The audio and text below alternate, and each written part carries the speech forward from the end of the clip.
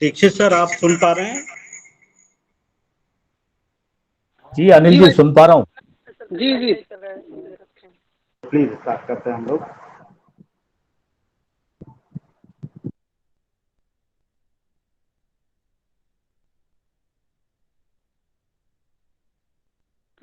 Doctor साहब start करिए ना दीक्षित जी।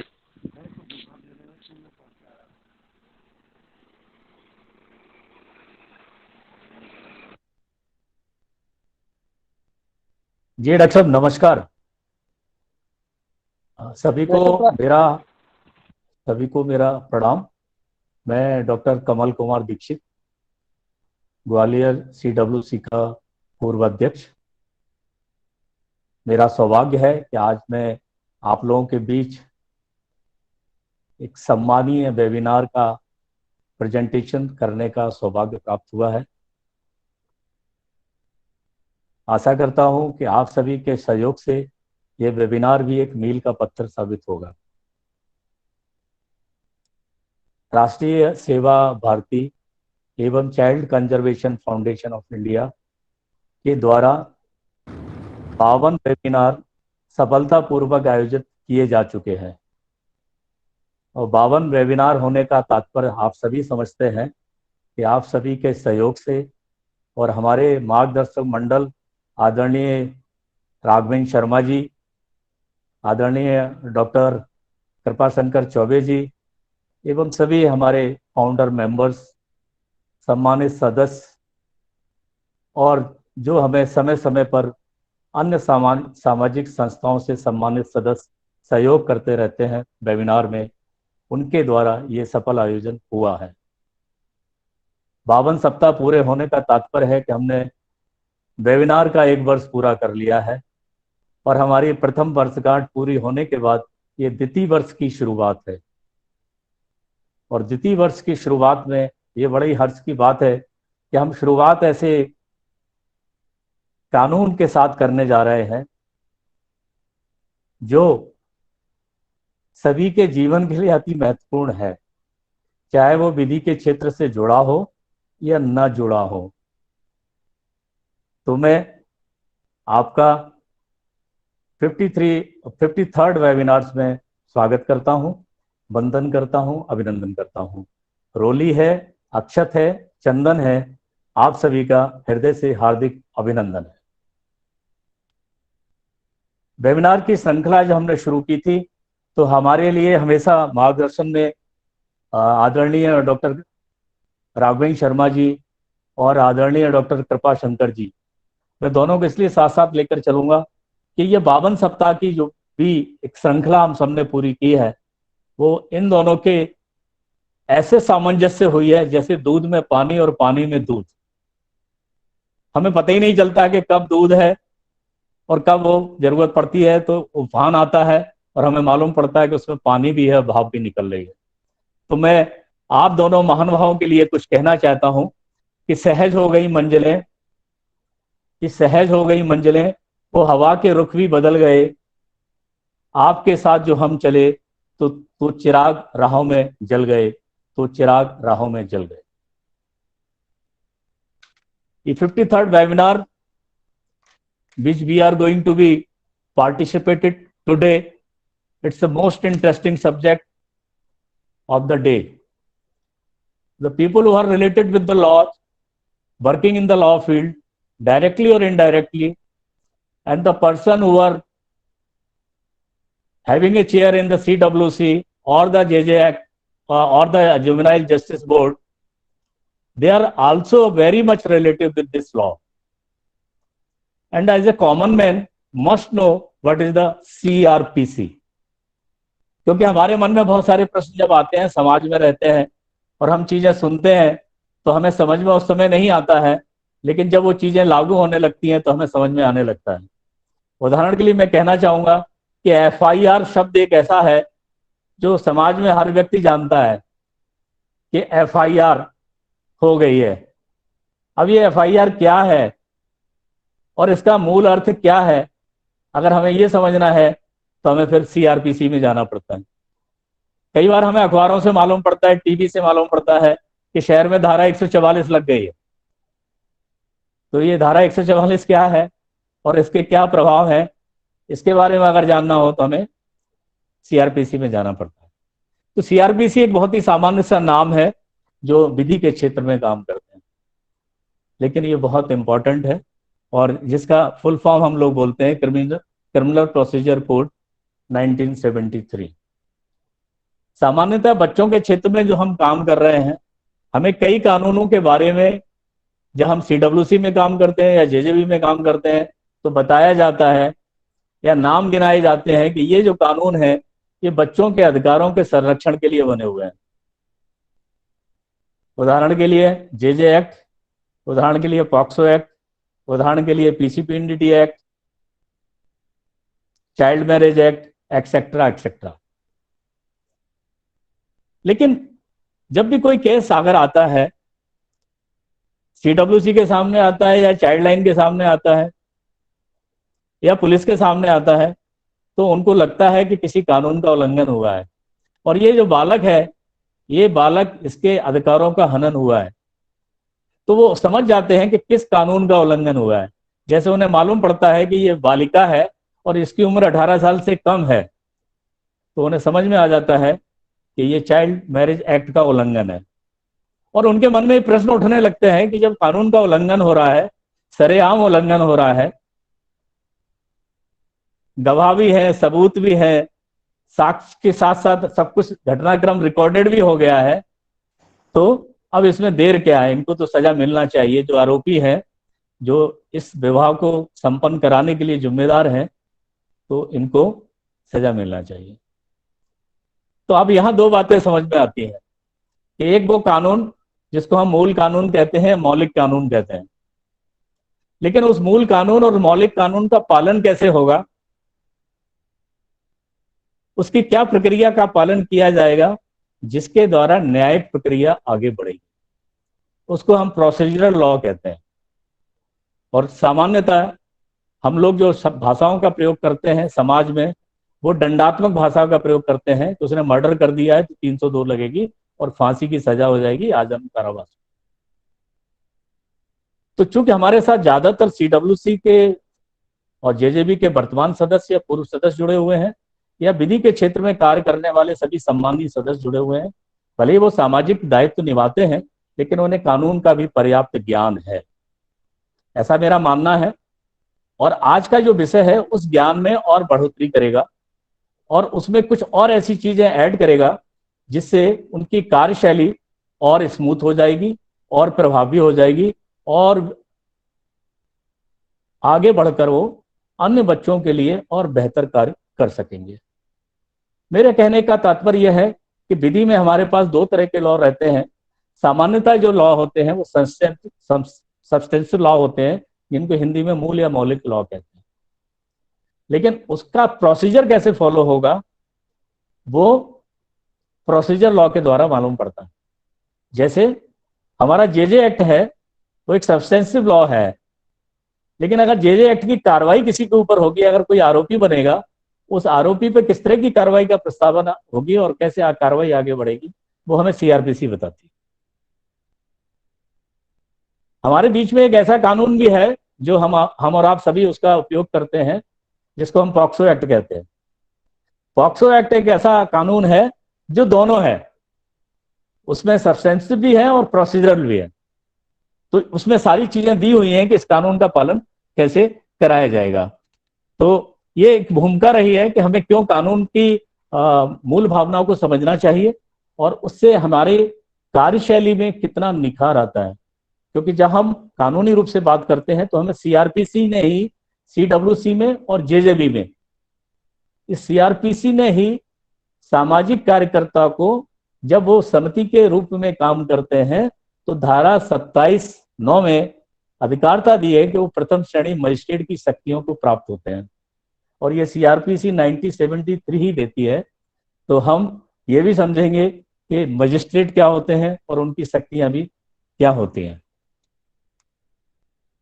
क्योंकि द्वितीय वर्ष का प्रथम सेमिनार है, इसलिए आप सभी का उत्साह भी ज्यादा होगा, मुझे विश्वास है, और आप भी अपनी चीजों को कंट्रीब्यूट करना चाहेंगे।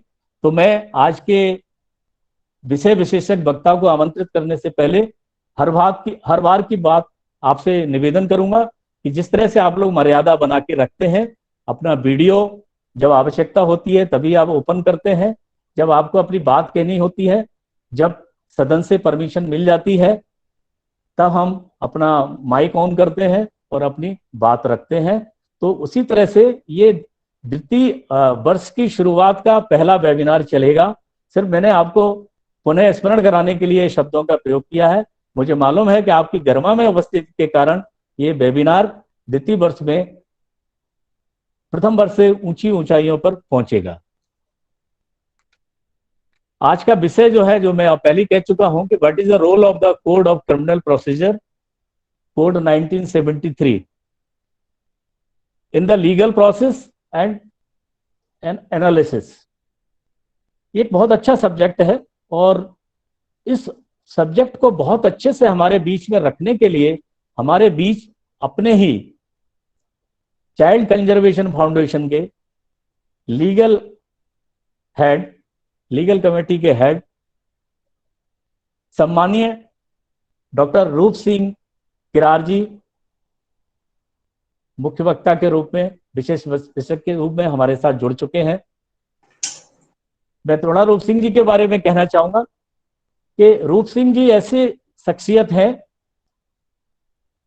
सम्मान में मुझे बड़ा भाई बोलते हैं और उनका कहना है कि मैं अनुज की तरह उनको मैं ट्रीट करूं। तो चूंकि ऑफिशियल वेबिनार है तो मैं आदरणीय रूप सिंह जी को हृदय से तो अनुज ही मानता हूं, लेकिन आज विशेषज्ञ के रूप में हमारे बीच उपस्थित हैं, तो मैं उनका सभी जुड़े हुए साथियों की तरफ से सम्मान करता हूं, स्वागत करता हूं, वंदन करता हूं। डॉक्टर रूप सिंह जी के बारे में कहना चाहता हूं कि वो विधि क्षेत्र के ऐसे विद्वान हैं कि उन्होंने 6 वर्ष तक लॉ छात्राओं को कानून की शिक्षा दी है एज ए असिस्टेंट प्रोफेसर। उसके अलावा वो 25 वर्षों से देश के विभिन्न न्यायालयों में एडवोकेट के रूप में अपनी विशेष सेवाएं दे रहे हैं। वो कई प्राइवेट कंपनीज और निकायों के लिए भी कानूनी विशेषज्ञ के रूप में सलाह दे रहे हैं। विशेष उल्लेखनीय है कि उनका एक्सपर्टीशन जो है, एक्सपर्टाइज है, वो लेबर लॉ में है। और लेबर लॉ हम और आप सब समझते हैं कि ऐसी स्थिति बन जाती है कि लोगों की मजबूरियों का लाभ लिया जाता है, तो उसके वो विशेषज्ञ हैं। और निश्चित ही उनकी ये संवेदनशीलता बच्चों के क्षेत्र में बहुत काम आती है। आपको अन्य जिम्मेदारियों के साथ साथ एक विशेष जिम्मेदारी दी गई है कि आप जम्मू कश्मीर अध्ययन केंद्र मध्य भारत प्रांत के भी विधिक दायित्व को भोपाल से रहते हुए ही संभाल रहे हैं और निरंतर अपनी सेवाएं दे रहे हैं। मैं ऐसे व्यक्तित्व के धनी, ऐसे प्रतिभावान और एक अच्छे वक्ता तो मैं वेबिनार के लिए आमंत्रित करना चाहता हूं और मैं रिक्वेस्ट करना चाहता हूं आदरणीय डॉक्टर रूप सिंह जी को, ये आप आए, अपना माइक अनम्यूट करें और अपने वेबिनार में अपना विषय प्रस्तुत करें। स्वागत है, वंदन है, अभिनंदन है। ओवर टू डॉक्टर रूप सिंह जी। जी डॉक्टर साहब नमस्कार, सभी को मेरा बहुत बहुत नमस्कार। डॉक्टर साहब ने मेरे बारे में काफी कुछ बोल दिया है। वैसे ऐसा हूं नहीं मैं, क्योंकि बड़े भाई हैं तो छोटे भाई की तारीफ करना तो उनका मुझे लगता है कि हक है।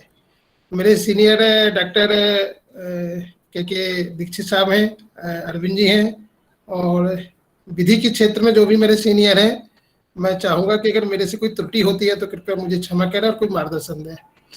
कहते हैं कि विधि एक ऐसा क्षेत्र है और एक कितना ही काम करिए आप, कितनी वर्षों तक काम करिएगा, लेकिन कभी ऐसा नहीं लगता है कि इसका कोई छोर है। जब मैं एलएलबी कर रहा था, एलएलबी करने के बाद मैंने सोचा कि शायद विधि की प्रक्रिया समाप्त हो गई है, यहाँ से वकालत शुरू कर देना चाहिए।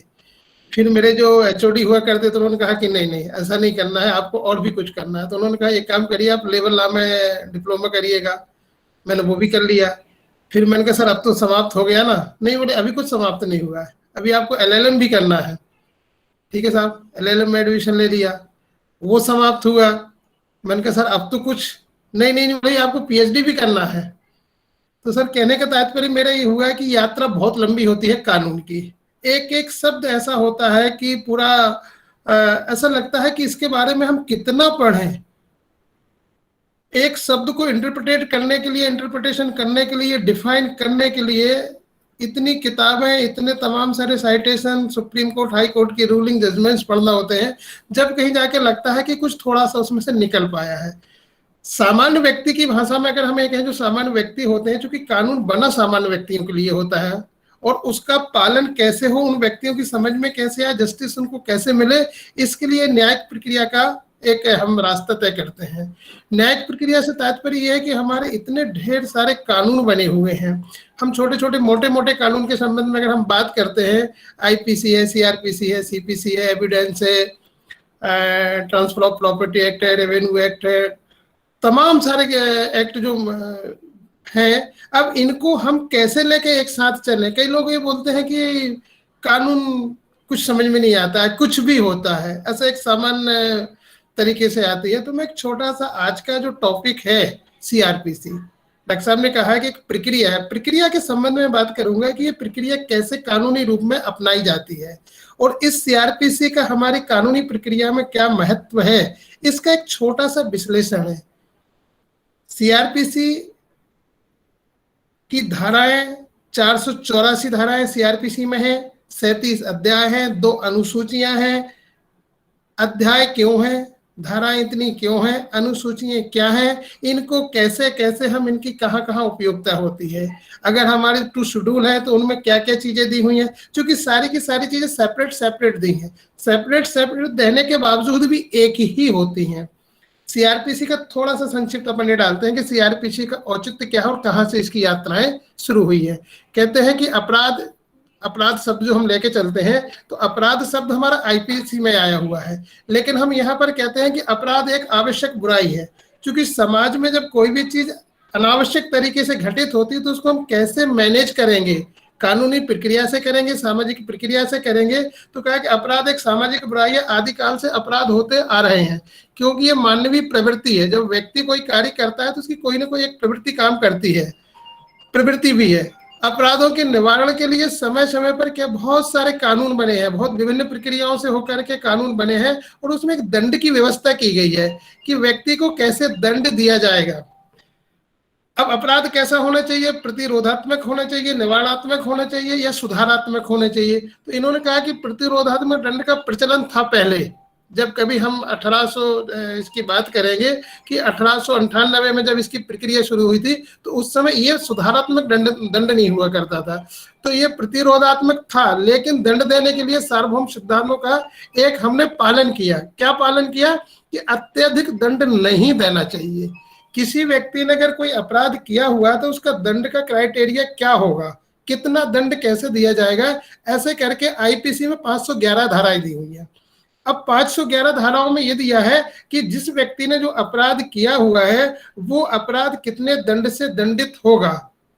कहते हैं कि IPC और CRPC को हम दोनों को अगर एक दूसरे से कनेक्ट करें, रिलेटेड करें, तो एक को ताला बोलते हैं और एक को चाबी बोलते हैं। चूंकि अगर ताला है, ताला मीन्स IPC हमारी है, अपराध तो हो गया, धारा भी लग गया, मर्डर हो गया, बलात्कार हो गया, या ये कहें कि छोटा सा अपराध हो गया कि साहब किसी व्यक्ति ने किसी व्यक्ति को छोटी सी क्षति कारित की है, तो क्या हमारे उसके ऊपर वही धाराएं लगेंगी। तो इसको 2 वर्गों में विभाजित कर दिया गया, एक संज्ञेय अपराध होगा, एक असंज्ञेय अपराध होगा। तो इस प्रक्रिया को सरल बनाने के लिए हमको CRPC की आवश्यकता पड़ती है। अब कहते हैं कि कैसा होगा, तो विधि कैसी होती है। तो इन्होंने कहा कि विधि 2 प्रकार की होती है। 2 प्रकार से तात्पर्य होता है, एक मौलिक विधि होती है और एक प्रक्रिया विधि होती है। जैसे भी डॉक्टर साहब ने कहा था कि जो विधि होती है, हमारी प्रक्रियात्मक विधि के साथ में मौलिक विधि क्या होती है, तो 2 तरह की विधियां होती हैं, और मौलिक विधि वह होती है, इस चीज को सुनिएगा कि मौलिक विधि वह विधि होती है जो अधिकारों एवं कर्तव्यों का परिभाषित करती है। अब मौलिक विधि कौन सी है जिसके अधिकार और कर्तव्यों को परिभाषित करते हैं, तो इन्होंने कहा कि किसको परिभाषित करेगी, जो हमारे अधिकार और हमारे कर्तव्य हैं।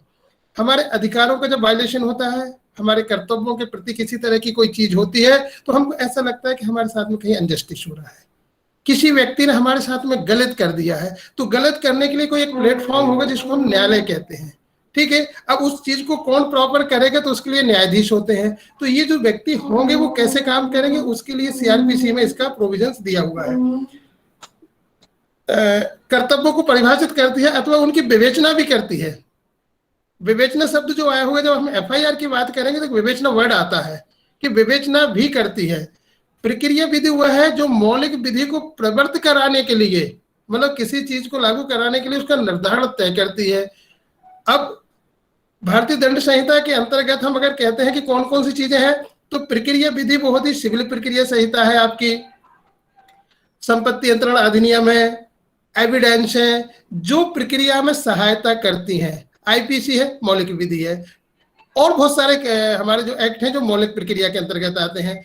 अब इससे सबसे महत्वपूर्ण पार्ट ये होता है कि इस विधि की आवश्यकता क्यों पड़ी, कब से इसका क्या किया। जैसे मैंने भी आपसे कहा था कि 1898 में सबसे पहले सीआरपीसी प्रचलन में आई, लेकिन 1898 से लेकर अगर हम वर्तमान परिस्थितियों की बात करें, आज हम जहां से 1973 में जब इसको हमने बनाया हुआ था, तो पिछला जो हमारा था जूरिस्प्रूडेंस में हम जाकर के देखते हैं कि कानून क्यों बना, कानून की आवश्यकता क्यों पड़ी। चूंकि कानून आया कहां से, ओरिजिन। जूरिस्प्रूडेंस ये कहता है व्हाट इज दिस लॉ, या कानून का ओरिजिन होने के पीछे आवश्यकता क्या थी। पहले तो ऐसा नहीं होता था। तो तमाम सारी परंपराओं को, जो अच्छी परंपराएं थी, कुछ गलत परंपराएं थी, उनमें से अच्छी चीजों को लेकर के हमने कानून के रूप में लेकर के आए, जिसको हमने कानून का नाम दिया। और सीआरपीसी है, आईपीसी है, टीपीए, प्रॉपर्टी को लेकर टीपीए आ गई है। ऐसी बहुत सारी चीजें इस तरह से बन जाती हैं। 1898, 1955 और 1923 ये विधि आयोग जो बना हुआ था, इसने इन सब सारी चीजों को ये देखा कि हमको किन किन चीजों को हल्का हल्का बाइफिकेट करके और प्रॉपर तरीके की विधि बनाना है। तो इन्होंने 1955 का जो विधि आयोग बना था, उसमें से कुछ बहुत अच्छी चीजों को लेकर के, और 12 दिसंबर 1973 को एक पार्लियामेंट के द्वारा राज्यसभा ने इसको पारित किया। तो सितंबर 1973 में 25 जनवरी 1974 को राष्ट्रपति के साइन होकर के ये हमारे सामने जो वर्तमान सीआरपीसी है ये प्रचलन में आ गई है। अब इसके प्रचलन में आने के लिए सबसे महत्वपूर्ण पार्ट क्या था कि इसके साथ में हम विधियों का संचालन कैसे करें, न्यायिक व्यवस्था को कैसे सुचारू रूप से आगे बढ़ाएं। तो सीआरपीसी ये कहती है 37 अध्याय, इनने डिफाइन ये किया है कि किस अध्याय में कौन कौन सी चीजें होंगी और कौन कौन से सेक्शन रहेंगे, और आईपीसी और सीआरपीसी का कैसे क्या रहेगा, मजिस्ट्रेटों का क्या कार्य रहेगा, कितने तरह के न्यायालय होंगे और वो न्यायालय क्या क्या कार्य करेंगे। फर्स्ट क्लास मजिस्ट्रेट क्या काम करेगा, सेशन न्यायालय क्या होगा, किसको सेशन न्यायालय माना जाएगा, किसको हम कार्यपालक मजिस्ट्रेट माने जाएंगे। फिर एक सबसे और महत्वपूर्ण बात जब ये हुई कि हम सारी चीजें जुडिशियल कर देंगे, तो एग्जीक्यूटिव के लिए हम क्या काम देंगे। एग्जीक्यूटिव मजिस्ट्रेट से तात्पर्य मेरा ये होता है जो कलेक्टर से लेकर के, डिस्ट्रिक्ट मजिस्ट्रेट से लेकर के एडिशनल, इसके बाद में आपका एसडीएम और तहसीलदार, इनने इसको दोनों को डिवाइड कर दिया, बांट दिया है कि इनका काम इतना रहेगा और इनका काम इतना रहेगा, और ये इनका जुरिडिक्शन रहेगा। कार्यपालन मजिस्ट्रेट की शक्तियों को इन्होंने क्या किया है कि बहुत कम कर दिया। धारा 107, 133, 144, 145, 151, जैसे अभी डॉक्टर साहब ने कहा था कि भाई 144 क्या है, कर्फ्यू क्या होता है, ये जो तमाम सारी चीजें कौन करेगा, क्या डिस्ट्रिक्ट मजिस्ट्रेट करेगा या हमारा डिस्ट्रिक्ट जज करेंगे। तो इन्होंने इसको अलग पार्ट कर दिया। किसको काम दे दिया, ये हमारा ये कार्यपालिक जो कोर्ट होते हैं उनको इसका काम दे दिया गया है।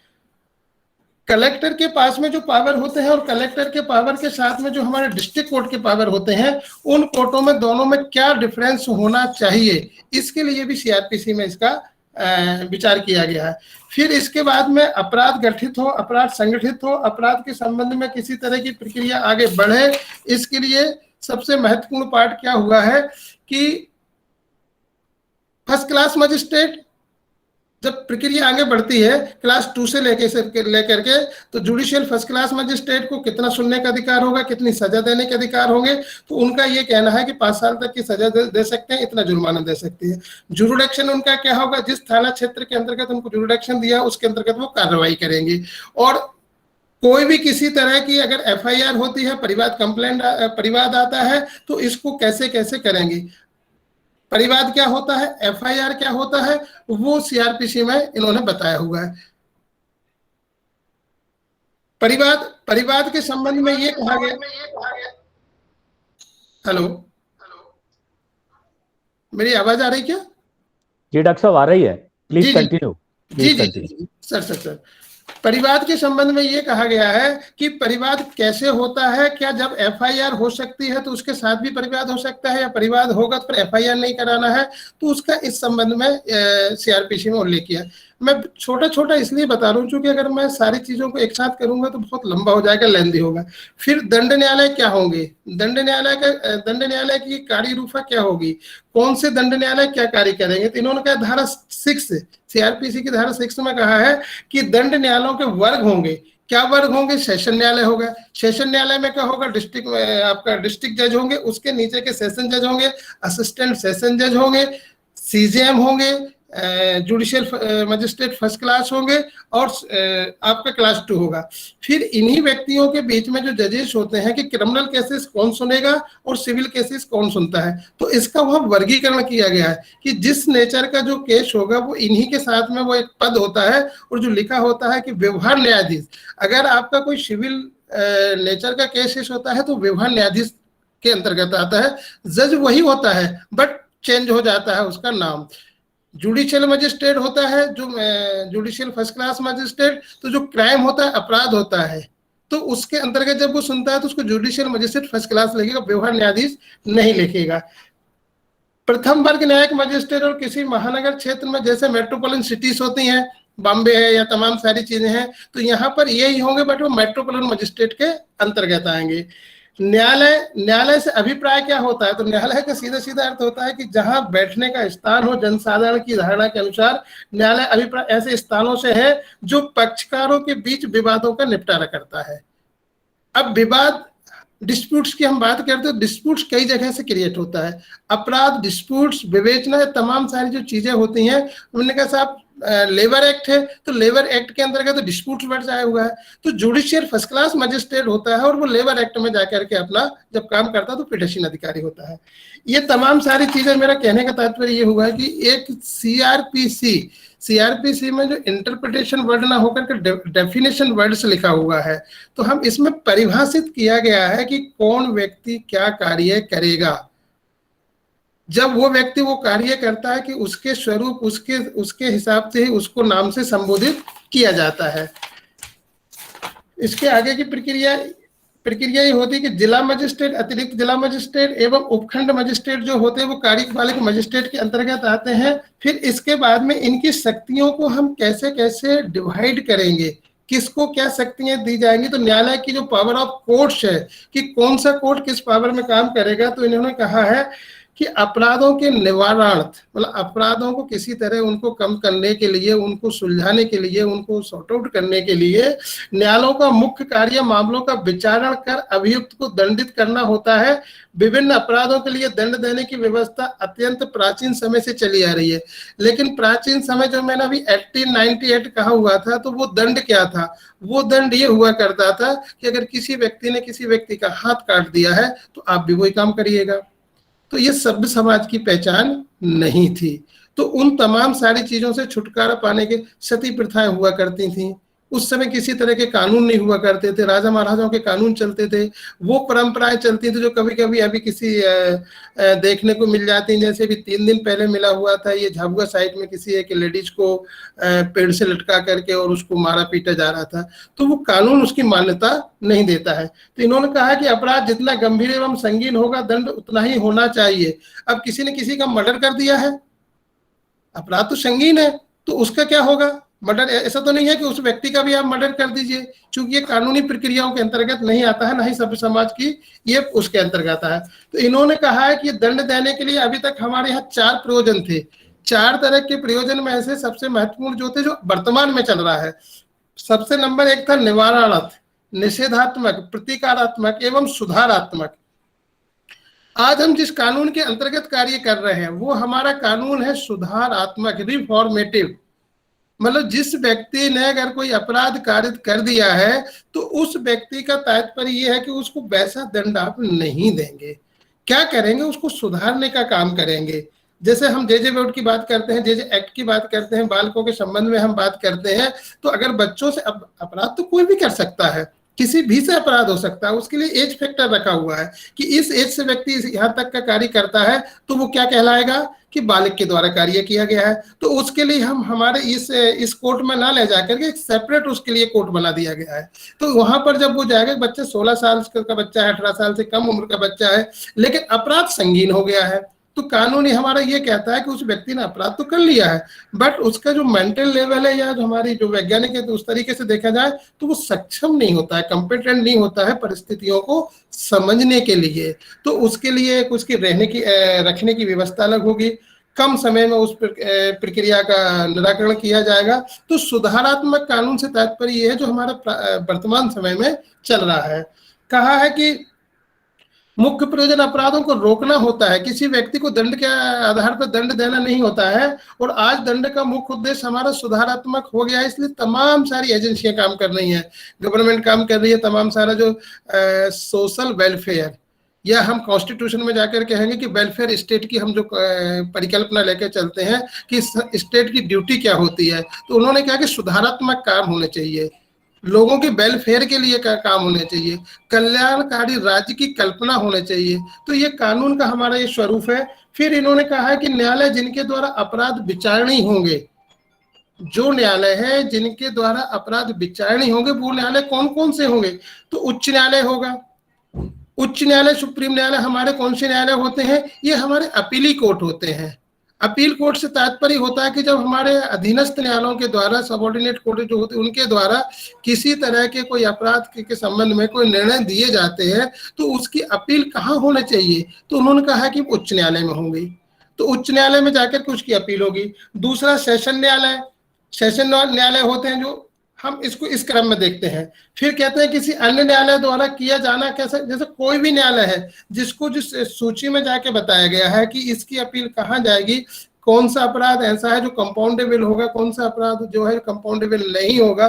कुछ न्यायालय अपराध ऐसे होते हैं जिनमें समझौता हो जाता है, कुछ प्रकरण ऐसे होते हैं जिसमें समझौता नहीं होता है, कुछ अपराध ऐसे होते हैं जो थाने के द्वारा ही उन पर जमानत दे दी जाती है, कुछ अपराध ऐसे होते हैं जिनको थाना जमानत नहीं देता है। तो इसके पीछे सिर्फ उद्देश्य ये है कि अपराध की प्रकृति क्या है, अपराध की प्रकृति क्या है, क्या वो अपराध ऐसा अपराध तो है, लेकिन जैसे मान के चलिए किसी व्यक्ति ने चलते हुए व्यक्ति को किसी तरह की क्षति कारित कर दिया या कोई नुकसान पहुंचा दिया, तो क्या उसको हम अपराध की क्राइम की डेफिनेशन में वैसे ही मान के चलेंगे कि नहीं ये तो अपराध हुआ है?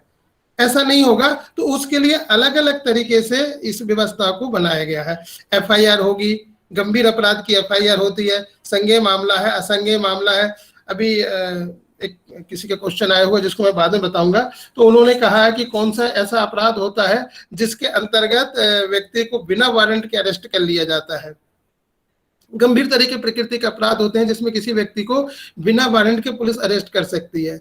फॉर एग्जाम्पल, जैसे कोई व्यक्ति है, किसी के पास में पुलिस जा रही है और पुलिस की सूचना मिलती है कि उसके पास में कुछ गृह वेदन के हथियार मिल जाते हैं, कि किसी के यहाँ डकैती करने वाले हैं, कट्टा बंदूक लेकर के घूम रहे हैं। अगर पुलिस ये देखेगी कि हमको न्यायालय जाकर के इनके अगेंस्ट एक वारंट लेके आना, जब तक अपराध घटित हो चुका होगा, तो ये समाज के लिए ठीक नहीं होता है। तो ऐसे अपराध जो होते हैं गंभीर, उनको पुलिस बिना वारंट के भी अरेस्ट कर सकती है। धारा 27 एक बड़ी महत्वपूर्ण है, चूंकि सीसीएफ का मैटर है और सीडब्ल्यूसी खत्म, इसमें जेजे बोर्ड के लोग शामिल हैं। धारा 27 किशोरों के मामलों में अधिकारता क्या होगी, किशोर न्यायालय जो होते हैं इनके संबंध में क्या अधिकारता होगी, जुडिक्शन के संबंध में बात कर रहे हैं। तो किसी ऐसे अपराध का विचारण जो मृत्यु या आजीवन कारावास से दंडनीय नहीं है। किशोर न्यायालय में बहुत स्पष्ट कहा है कि किसी ऐसे अपराध का विचारण जो मृत्यु या आजीवन कारावास से दंडनीय नहीं है और जो ऐसे व्यक्ति द्वारा किया गया है जिसकी आयु उस तारीख को जब उसने अपराध को कारित किया था, जब वह न्यायालय के समक्ष हाजिर हो या लाया जाए, 16 वर्ष से कम है। बात तो बहुत गंभीर है, लेकिन उसकी उम्र क्या थी, 16 वर्ष से कम है। मुख्य न्यायिक मजिस्ट्रेट के न्यायालय के द्वारा, मुख्य न्यायालयिक मजिस्ट्रेट से तात्पर्य चीफ जुडिशियल मजिस्ट्रेट जो होता है, मजिस्ट्रेट के न्यायालय के द्वारा या किसी न्यायालय द्वारा किया जा सकता है। बाल अधिनियम 1960 या किशोर अपराधियों के उपचार, प्रशिक्षण और पुनर्वास के लिए उपबंध करने वाली प्रवृत्ति किसी अन्य विधि के अधीन विशेष रूप से सशक्त कर दिया गया है।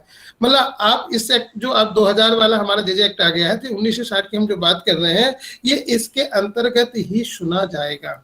उस व्यक्ति को मूल न्यायालय में खड़ा नहीं किया जाएगा। अभी इसके प्रोविजन है कि वो एडवोकेट के सामने जाएगा, कोई एडवोकेट होगा तो वो ड्रेस में नहीं आएगा। उसके पीछे कारण कुछ नहीं, उसके पीछे सिर्फ इतना कारण है कि जो एक 16 उम्र से तक का बच्चा है, जिसके मन पर कोई इसी तरह का बोध नहीं आना चाहिए कि वो ये आकर के देखे कि यहाँ जज बैठे हैं, यहाँ वकील हैं, यहाँ बहुत सारे अपराधी हैं, इसलिए उनको मेन जेल में न रख करके सेपरेट उनके लिए व्यवस्था शासन के द्वारा की गई है। एक रघुवीर बनाम स्टेट ऑफ हरियाणा का बहुत अच्छा मामला था, इसी से जो आपके जुवेनाइल से संबंधित है। इस मामले में उच्चतम न्यायालय ने बड़ा अच्छे निर्णय दिया। तो उच्चतम न्यायालय ने निर्धारित किया गया था कि 16 वर्ष से कम आयु का अगर कोई अभियुक्त है तो हरियाणा बालक अधिनियम 1974 की धारा 2 ख के अंतर्गत उसको बालक, उस व्यक्ति को वो बालक माना गया था। अब ये चूंकि उस समय क्या उस केस के कंटेंट्स रहे होंगे नहीं मालूम है, बट उसको माना गया था, लेकिन बाद में उसको ओवर रूल कर दिया था।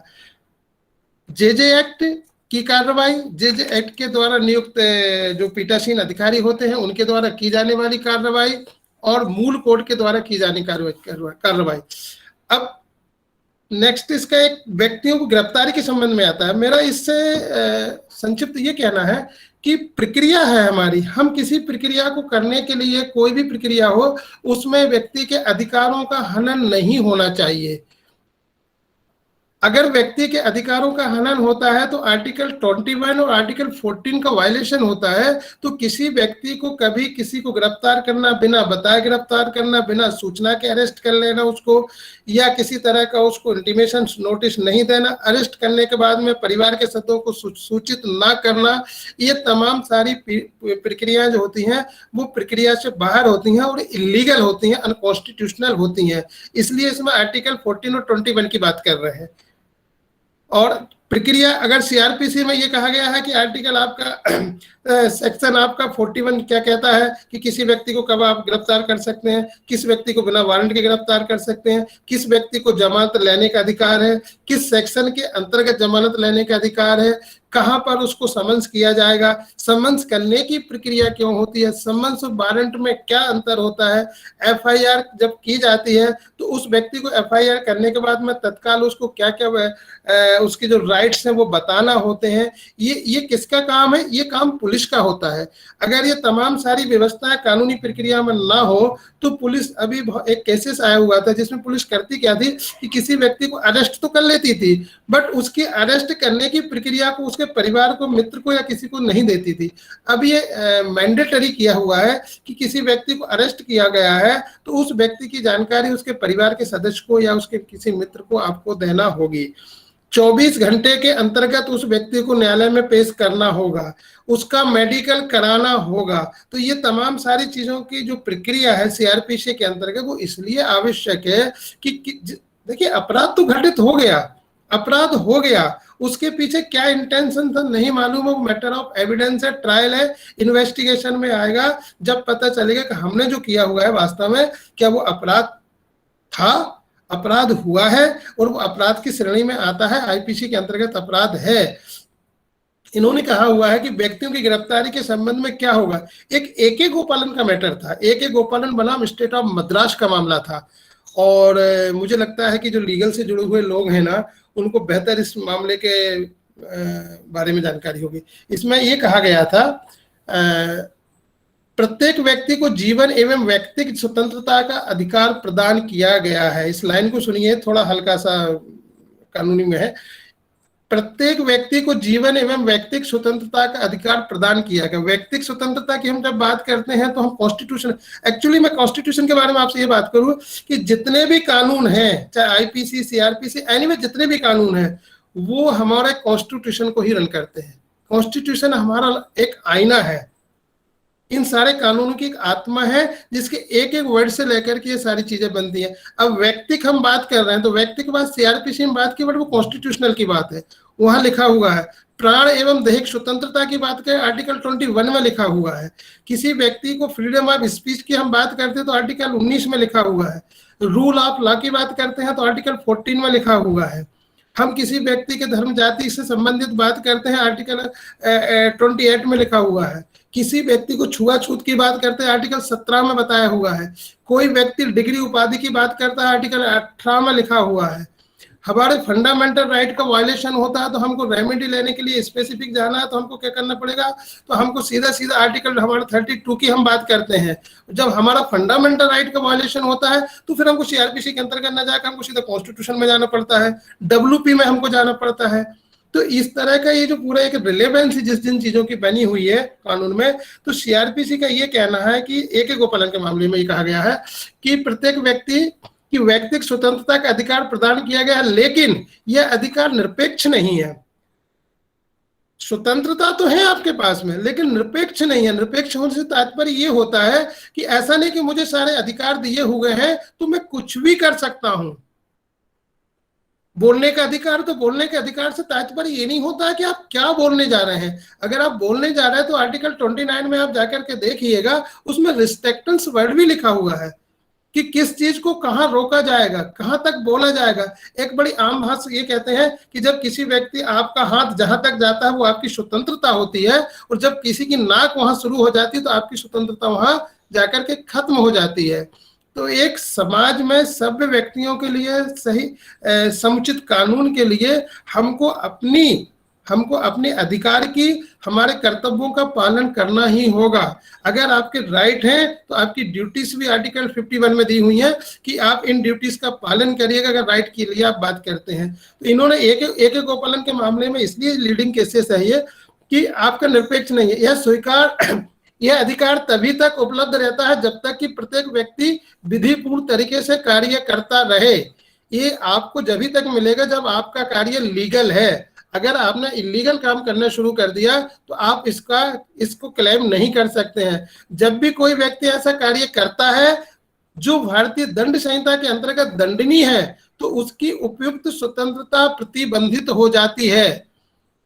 फ्रीडम, स्वतंत्रता उसकी प्रतिबंधित इसलिए हो जाती है कि जो आपने आपको अधिकार दिया हुआ था, आपने किसी दूसरे व्यक्ति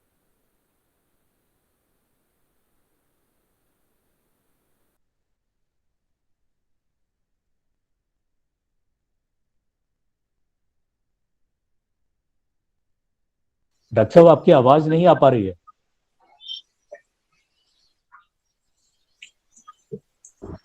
शायद उनका इंटरनेट कनेक्शन ऑफ हो गया है या लाइट चली गई उनके यहाँ। अभी कनेक्ट होंगे वो। Please take over, please take over. ठीक सर, आप टेक ओवर कीजिए जब तक बाय टाइम वो कनेक्ट होते हैं। તરફડે પંખા માટે તો એટલી તરફડે, અરે ચાલુ તો છે કઈ કે મરી પંખા કરવાની એ બેસી जी अभी जो डॉक्टर साहब ने बहुत अच्छा कनेक्ट किया हुआ है सीआरपीसी को, जो हमारे बीच में जो लॉ है, लॉ के इम्प्लीमेंटेशन में सीआरपीसी का ही मेन रोल है। क्योंकि जो कानून बने हैं, जैसा कि डॉक्टर साहब ने बताया है, कि वो हमें जिम्मेदारी का भी एहसास कराते हैं और हमारे जो हमारी सीमाएं हैं जिसको हम जुरिडिक्शन कहते हैं उसकी भी जिम्मेदारी का वो एहसास कराते हैं। तो इसका कॉम्बिनेशन जो है वो सीआरपीसी के द्वारा वेल डिफाइंड किया गया है। और जब तक हम सीआरपीसी को नहीं समझेंगे, हम किसी भी कानून की मूल भावनाओं को समझकर भी नहीं समझ पाएंगे। क्योंकि उसकी मूल भावना क्या है, क्योंकि जब हम प्रोसीजर में जाते हैं किसी भी क्राइम के होने के बाद, तब वो जांच के द्वारा, आगे की सुनवाई के द्वारा हम उस चीज को समझ पाते हैं कि ये वास्तव में ये घटना जो घटित हुई है उसकी इंटेंसिटी क्या थी। क्या क्राइम उसी लेवल का था जिस लेवल के लिए पुलिस क्लेम कर रही है कि इस आरोपी ने ये अपराध किया है, आईपीसी की इस धारा का उल्लंघन किया हुआ है और इसमें ये दंडनीय अपराध की ये सजा है। तो यही सीआरपीसी के द्वारा जब वो ट्रायल होता है और जो प्रक्रिया का पालन होता है, तो उस समय हमें उस व्यक्ति, क्योंकि हम कानून हमेशा मानता है कि जो आरोपी है वो इनोसेंट है, और इनोसेंट वो तब तक इनोसेंट है जब तक कि वो उसके ऊपर आरोप साबित ना हो जाए। तो सीआरपीसी एक बहुत बड़ा सेफगार्ड है उस व्यक्ति के लिए भी कि जिसके ऊपर आरोप लगा है कि आपने ऐसा ऐसा अपराध कायम किया है। डॉक्टर साहब ने एक और महत्वपूर्ण बात कही है अपने उद्बोधन में कि अपराध एक जो है वो आवश्यक बुराई है, ये समाज में ही है, समाज से अलग नहीं है, और हम सामाजिक व्यक्ति हैं। तो जब समाज है तो फिर अपराध भी है, और अगर अपराध है तो फिर हमारे पास उस अपराध को एड्रेस करने की प्रक्रिया है। और उस प्रक्रिया में अब जो वर्तमान की जो विधियां बनी हुई हैं उनकी भावनाओं में भी अंतर आया है कि जैसे उन्होंने बताया कि 1860 में जब होता था कि भाई जिसने जो अपराध किया है उसकी सजा भी वही, हाथ काटा है तो हाथ के बदले में हाथ। लेकिन अब जाकर अब जो वर्तमान में कानून है, जो हमारे देश के कानून हैं, उनमें समय समय पर अमेंडमेंट भी हुए हैं और माननीय उच्चतम न्यायालय ने भी समय समय पर अपने जजमेंट दिए हुए हैं।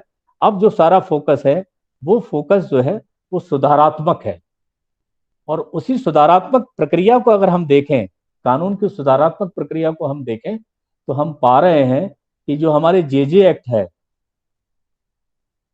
और जो हमारी सीडब्ल्यूसी है और जो हमारी जेजेबी है, उसकी प्रमुख जिम्मेदारी इसी को लेकर है कि हम जो प्रक्रिया का पालन कर रहे हैं, जो बालक सीडब्ल्यूसी के समक्ष प्रस्तुत होता है या जेजेबी के समक्ष प्रस्तुत होता है, तो उस पूरी प्रक्रिया का हमें पालन करना है।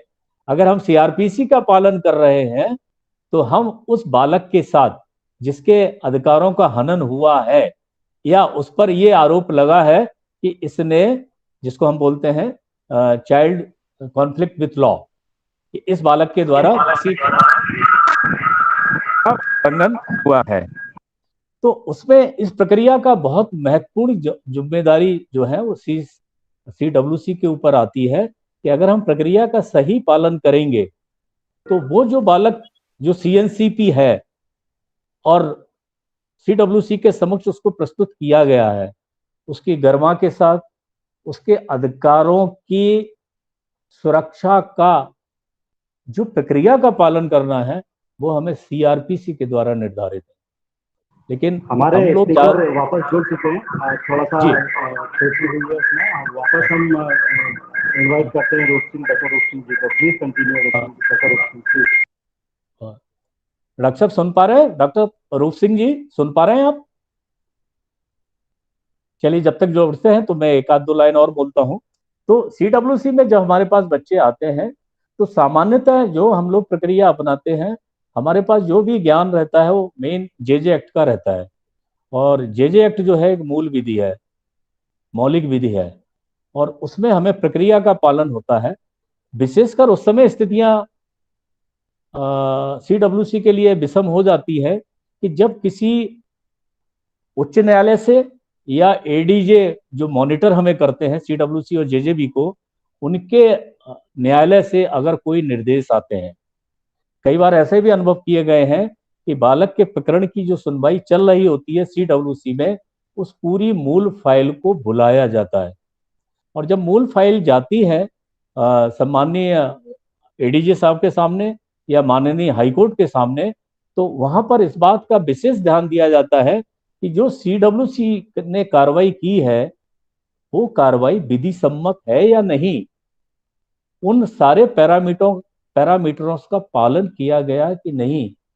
इसलिए जो भी सीडब्ल्यूसी में और जेजेबी में कार्य करते हैं उनको सीआरपीसी का मूल ज्ञान तो होना ही चाहिए कि कथन कैसे लिखना है, बच्चे के कथन को कैसे लिखना है, किन चीजों को छुपाना है, किन चीजों की आइडेंटिटी ओपन नहीं करना है अपनी प्रक्रिया में, और हम ऐसा कोई शब्दों का प्रयोग ना करें लिखित में जो बच्चे की गरिमा को आहत करता हो, क्योंकि हमारी कार्रवाई सीडब्ल्यूसी की या जेजेबी की कार्रवाई उसी कार्यालय में रहती है, लेकिन वो कार्रवाई सिर्फ उस कार्यालय तक नहीं है, वो हो सकता है जरूरत पड़ने पर उच्च न्यायालय में भी जा सकती है, एडीजे कोर्ट में भी जा सकती है, और जब वो जाती है तो वहां से फिर हमारे ऊपर कमेंट्स आते हैं।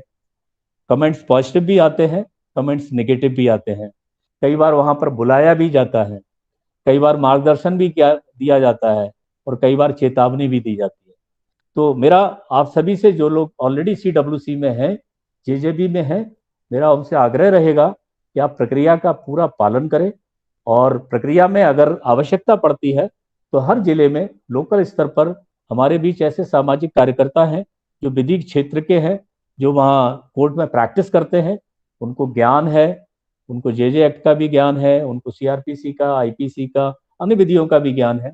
अब हम उनसे भी मार्गदर्शन ले सकते हैं, और हम जो भी कार्य कर रहे हैं वो ऐसा कार्य हो कि जब भी कभी भी किसी भी न्यायालय में जाए तो न्यायालय को लगे कि हाँ, ये जो संस्था है CWC या JJB, ये वास्तव में बच्चों के सर्वोत्तम हित को ध्यान में रखते हुए कानूनी प्रक्रिया का पालन कर रही है।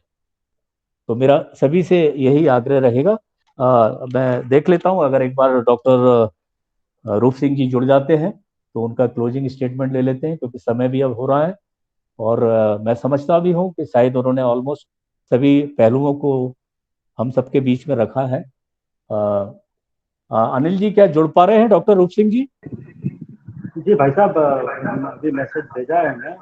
अगर फिर भी नहीं हो पाते तो हम लोग जो कंक्लूजन पे जाएंगे और अध्यक्ष जी का उद्बोधन हम स्टार्ट करेंगे। उसके बाद क्वेश्चन एंड आंसर सेशन को हम लोग स्टार्ट कर देंगे।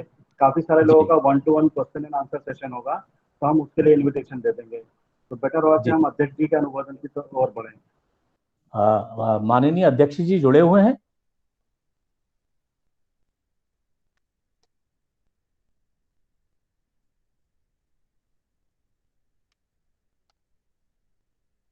CCF के माननीय अध्यक्ष जी जुड़े हुए हैं वेबिनार से?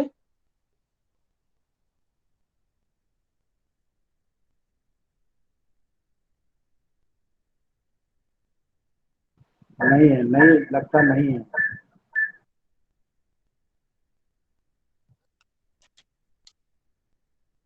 तो क्या 1-2 मिनट और इंतजार किया जाए डॉक्टर रूप सिंह जी का? जी भाई साहब। हेलो कमल कुमार जी, आप कहिए कुछ इस बीच में। हेलो जी हेलो जी जी कमल जी कुमार, जी you are requested to continue please until Rushin जी join. जी जी जी जी जी हाँ, डॉक्टर साहब दीक्षित CRPC जी, पर जो, जी दीक्षित जी, अध्यक्ष जी अध्यक्ष जी जुड़ गए हैं, अध्यक्ष जी जुड़ गए हैं, उनको बुला लीजिए। जी जी नहीं, अभी चल रहा तो अ, क्वेश्चन यार चलने दीजिए ना फिर डॉक्टर साहब। आदरणीय अध्यक्ष जी, डॉक्टर जी जी राघवन शर्मा जी, अभी थोड़ा सा हमारे पास एक टेक्निकल प्रॉब्लम आ गई है। हमारे जी आज के विषय विशेषज्ञ डॉक्टर रूप सिंह किरार जी अभी हमसे जुड़े हुए थे, वो हाँ, डीलिंक्ड हुए हैं। तो अच्छा इसलिए हम इंतजार कर रहे हैं कि अगर वो हमें दोबारा जुड़ जाएंगे तो कंक्लूजन उनके द्वारा हो जाएगा। और जी चूंकि इस वेबिनार में बहुत सारे क्वेश्चंस भी आए हुए हैं, तो जी डॉक्टर किरार साहब उसको भी एड्रेस कर लेंगे। तब तक हम जी रिक्वेस्ट करना चाहेंगे कि अगर आपका अध्यक्षीय उद्बोधन हो जाए, मार्गदर्शन हो जाए और माता का आभार हो जाए, तो मैं I would like to request you please address to the audience, to members of the webinars. Over to you sir. जी जी बिल्कुल, धन्यवाद।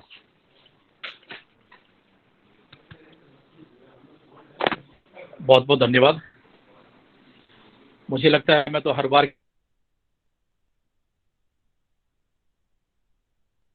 की तरह केवल यही कहूँगा कि जो आप वेबिनार की श्रृंखला चला रहे हैं, ये बहुत ही इतिहास में एक दर्ज होने जैसा हो गया है। और चलते श्रृंखला बढ़ती जा रही है, लोग जुड़ते जा रहे हैं, और मैं देखता हूँ कि हर एक बार का जो हमारा वो पिछले एपिसोड अच्छा होता है। मैं सोचता हूँ आखिर ऐसा होता क्यों है। तो मुझे लगता है कि जिस के साथ हम लोग ये काम, वही इसका सबसे बड़ा कारण होना चाहिए। जब हम अच्छे करते हैं तो हम कहते हैं कि ईश्वर भी उसमें सहायक होता है, ईश्वर का ही कारण है। बहुत सारी समस्याएं, विपत्तियां ऐसी भी आती हैं समाज में, उनका सर्वाधिक प्रभाव बच्चों पर पड़ता है। किसी भी समस्या को इन समस्याओं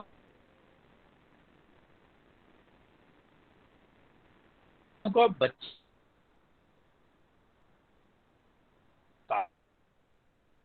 बच्चे के साथ जो उसका प्रभाव के पूरे जीवन पर पड़ता है। इसलिए होने वाली घटनाओं को ठीक करना चाहिए। ये भी जो लोग हैं, तो हमारे पास एक ऐसा अवसर है कि हम इन सबको संभालें। और सबसे महत्वपूर्ण बात इसमें यह है कि हमें यह जो काम का अवसर मिला, को कैसे इस अवसर को सार्थकता में बदल लें। कई बार कार्यकाल होता है लेकिन वो सार्थक नहीं, काम को करते उस काम में इतने दिन हो ऐसा लगना चाहिए कार्य के लिए बनाया है। बोला है कि वो करो तो ऐसा करो जैसे जिंदगी जी रहे हो, ऐसे जी से अभिनय और अभिनय एक बन जाए और एक्टिंग एक बन जाए और कार्य एक बन जाए। इसमें जो सीसीएफ की टीम है तो इस काम को वैसे ही बड़े बड़े संस्थान काम करते के साथ करेंगे। देख रहा हूँ तो इतने प्रोफेशन हो सकता है उनके लिए वो सकता है, लेकिन माध्यम हमारी पूरी शंकर जी आदरणीय रूप सिंह पूरी की पूरी मनोभावना के साथ मैं अपनी पूरी टीम को आपको बहुत बहुत बधाई देता हूँ। सुबह में चर्चा कर रहे थे, सुझाव दिया कि इस अल्टरनेट तो सभी ने एक स्वर में बोला कि इसको हर रवि चाहिए क्योंकि वो आर्ट बन गया है, वेबिनार होना है तो ऐसा लगता है अगर इसको होगा तो मतलब वो वास्तव हिस्सा बन गया है। यही प्रतीक इस बात कि हम सब लोग जो हैं पूरी तरह से उसमें उतर के, तो ऐसे सभी लोगों के लिए काम करते हैं। मैं कहता हृदय ऐसे सभी महानुभावों को मैं करता हूँ और बहुत सारी शुभकामनाएं देता हूँ क्या और अच्छी तरह से, क्योंकि मेरा मानना यह है ईश्वर ने आप के लिए चुना है तो पूरी मन से चिंता के साथ तो सफलता भी मिलती है भी होती है। सार्थक पर लोगों का अध्यक्ष जी क्षमा कीजिए, आपका ऑडियो पुअर ऑडियो जी जी। आप रूप सिंह जी भाई साहब क्वेश्चन एंड आंसर सेशन के लिए आप नहीं आ रही थी जी भाई साहब, थोड़ा आपका डिस्टॉर्टेड ऑडियो है अध्यक्ष जी। लोकेशन थोड़ा सा मूव करेंगे, इधर उधर करेंगे तो शायद कंटिन्यूटी मिलेगी अच्छे से, बट बाय द टाइम हमारे पास जी डॉक्टर रूप सिंह किरार जी ज्वाइन कर चुके हैं, डॉक्टर दीक्षित जी हैं, हम क्वेश्चन एंड आंसर सेशन को लेते हैं।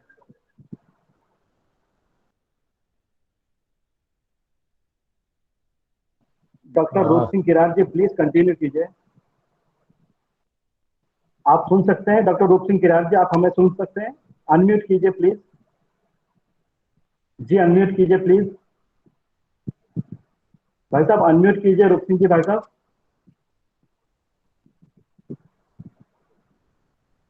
शायद टेक्निकल एरर के कारण रूप सिंह जी भाई साहब नहीं कनेक्ट हो पा रहे हैं। कोशिश करते हैं डॉक्टर दीक्षित आप थोड़ा सेशन को क्वेश्चन एंड आंसर की तरफ ले जाएं, क्योंकि नहीं डॉक्टर रूप सिंह जी कनेक्ट तो हुए हैं जी भाई साहब। आपका रिकॉर्डिंग बटन मुझे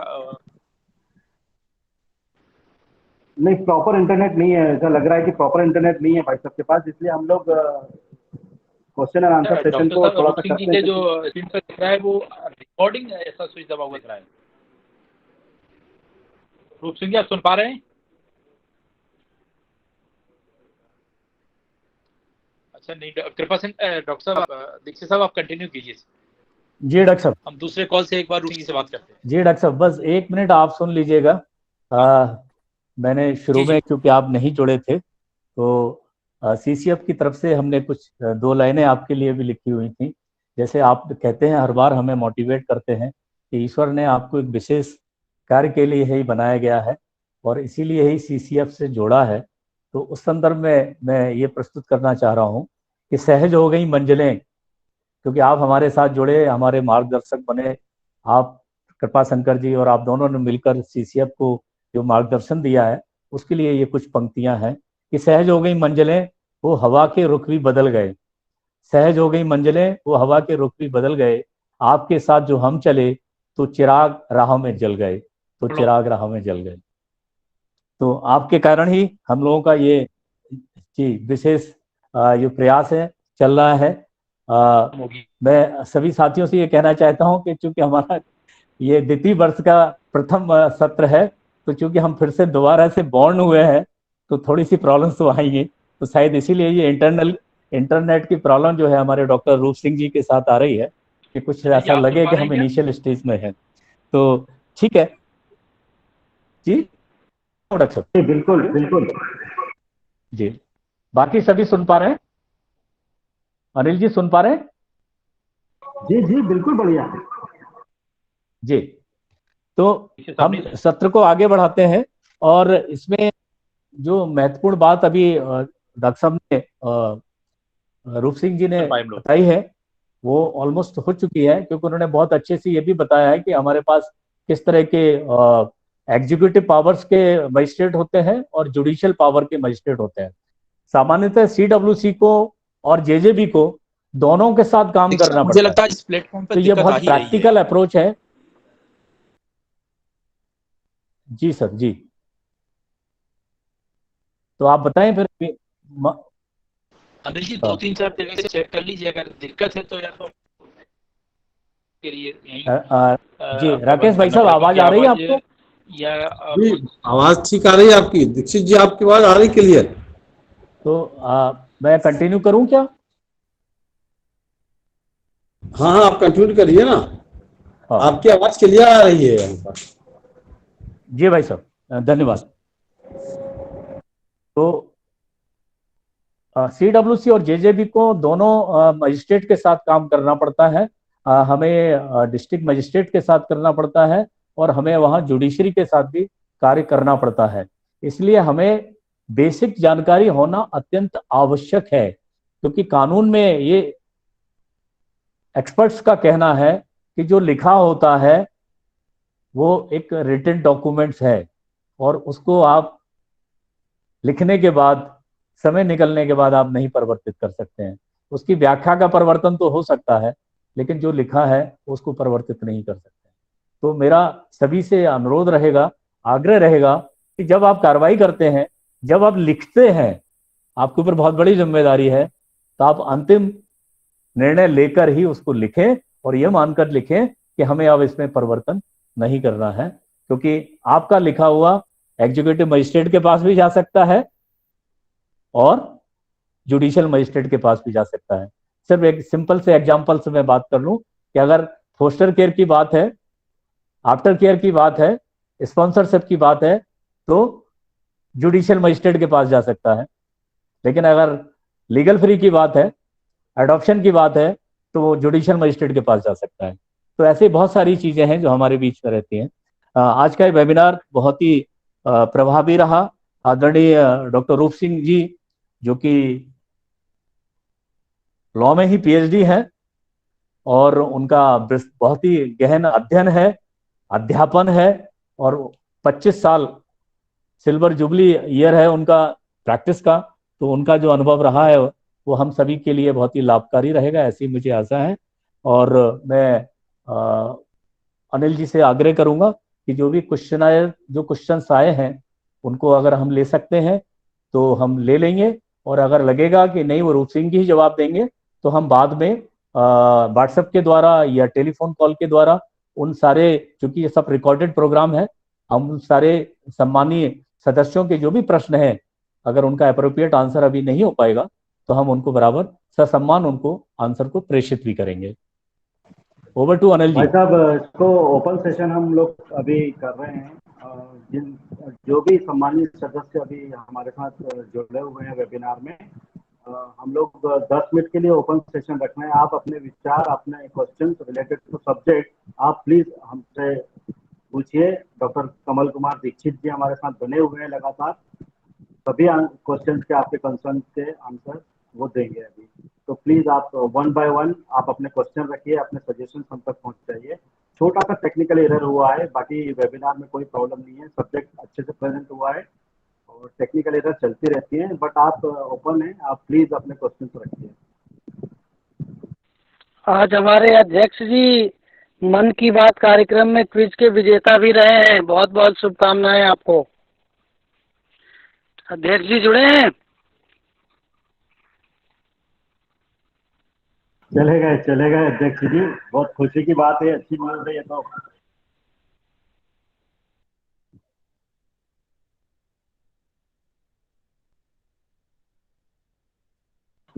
हमने क्वेश्चन एंड आंसर सेशन को ओपन रखा हुआ है, जितने भी लिसनर्स, जितने भी अभी वेबिनार में कनेक्टेड हमारे सम्मानित सदस्य हैं, आप कोई क्वेश्चंस हो तो प्लीज आप हमसे बोलिए, बताइए अपने क्वेश्चंस, अनम्यूट करके माइक हम अलाउ करते हैं आपको, प्लीज सभी आप, हम हमारी बात आप तक पहुंच रही है सभी लोगों से।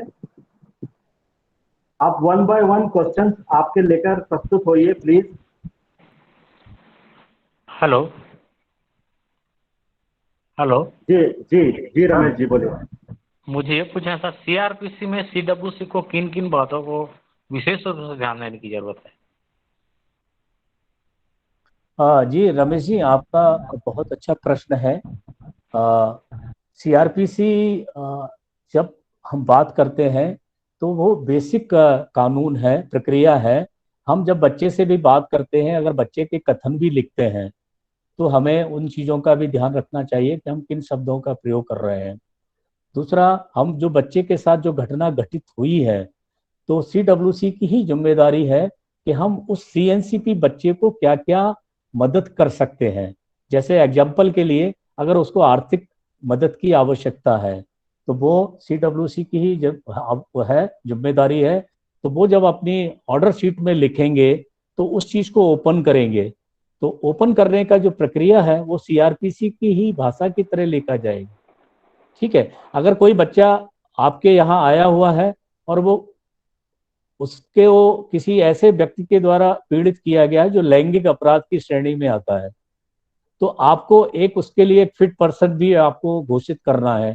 तो वो जब आप उसमें ऑर्डर शीट में लिखेंगे तो वो भाषा का भी प्रक्रिया सीआरपीसी की ही तरह से उसको प्रयोग करना चाहिए। और वो प्रक्रिया पालन करने के लिए जिसको आप निर्देशित कर रहे हैं, उस पत्र की भी ड्राफ्टिंग जो है, जो आपको जिम्मेदारी दी गई है प्रथम श्रेणी मजिस्ट्रेट न्यायपीठ की या first class judicial magistrate bench की, तो वो पत्र की भी भाषा उस तरह से होना चाहिए जो हमें सीआरपीसी के द्वारा मालूम पड़ती है। तो ये छोटी छोटी चीजें हैं, अगर हम इसका ध्यान रखेंगे, क्योंकि आप देखिएगा हजारी लाल जी आप अपनी बात रखिए। हजारी लाल जी, आपने हैंड रेज किया है, प्लीज क्वेश्चन पूछिए। धन्यवाद सर। जी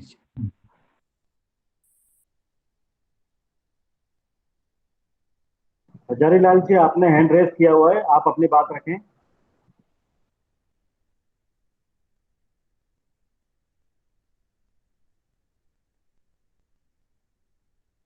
इसके अलावा डॉक्टर रूप सिंह जी हमारे साथ फिर से जुड़ चुके हैं। डॉक्टर साहब, आपकी अनुपस्थिति में सेशन को डॉक्टर दीक्षित ने कंटिन्यू किया और बड़े अच्छे से इसको कंटिन्यूएशन में अभी तक लेकर आए हैं। आप वापस से लाइव हो चुके हैं, आप प्लीज कंटिन्यू कीजिए। हमने Q&A सेशन रखा था, कुछ ही लोगों ने अपने question and answer question raise किए हैं। आप प्लीज अपनी बात रखिए। डॉक्टर रूप सिंह जी, आप प्लीज अनम्यूट कीजिए अपना माइक। आप माइक अनम्यूट कीजिए प्लीज। जी अनम्यूट कीजिए माइक।